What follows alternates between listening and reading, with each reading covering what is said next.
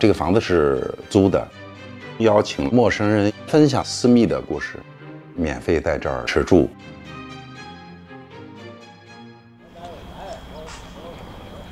那个房子我是住了5年，基本上晚上到家以后开车下地库，第2天早上吃完早饭又出去了，挺陌生的。10几年下来，内心有一种被掏空的感觉。到了2015年。当时到了这个院子的时候，前面河，后面是长城，还有栗树林。这个地方没有太被开发，是一个山谷的近端，是一个我想找的风水宝地。每次1到2周有这么半天的时间，基本上是会自己来住，种地、种菜，试图想找一个自己精神上的避难所。有时候也会在这儿招待一些朋友。后来是发现，原来认识了好多年的这些朋友，竟然在这儿说出了我特别陌生的一些事情，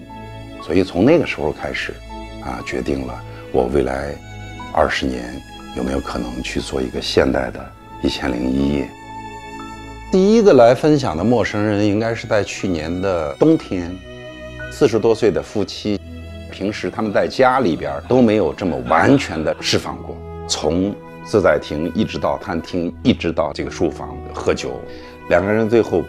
抱头痛哭，完全的得到了和解。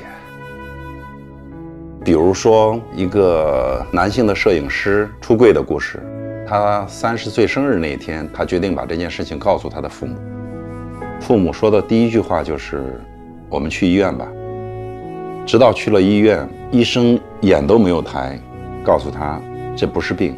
如果你认为这是一种病，那它是那种没有治的病。刚开始的时候，自己的一些比较私密的朋友，后来就是朋友的朋友来分享。我们也会在网上会定期的也会去做一些这种发布和征集。讲一个故事，我之前是一个银行的客户经理，具体的这种形式和方式，我觉得都是没有固定的。比如说我们在这个爬山的这个路上，我们是在烤火炉的时候，邀请来的人肯定都是免费在这儿的，我会负责他们的吃住，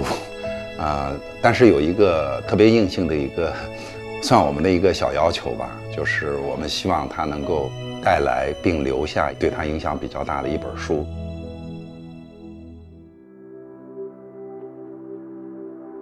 内院外院和它的菜园加起来是800平米，保留的只有80平米的老房子，那其余的部分都是新建的，试图做到不比旁边的邻居的屋顶高，你根本看不出来它是一个新盖的一个房子。一共是6个房间，每个屋子里边有一铺炕，一般都是他们自己挑选喜欢的房间吧。你会看到的那个门口用那个栗子的棵树标识了。怀柔的栗子是远近闻名的，它的甜度是在14.8。最讲究的日本人其实收的最好的栗子是在我们这个片区收购的。像一些做艺术的朋友他们会特别喜欢4号这样的房间，用了2扇扁窗来框住了远处东面和西面的山的风景。在3号，建筑师特意留了一个斜窗，是能看到远处的烽火台的。到现在应该有10几个人过来做分享，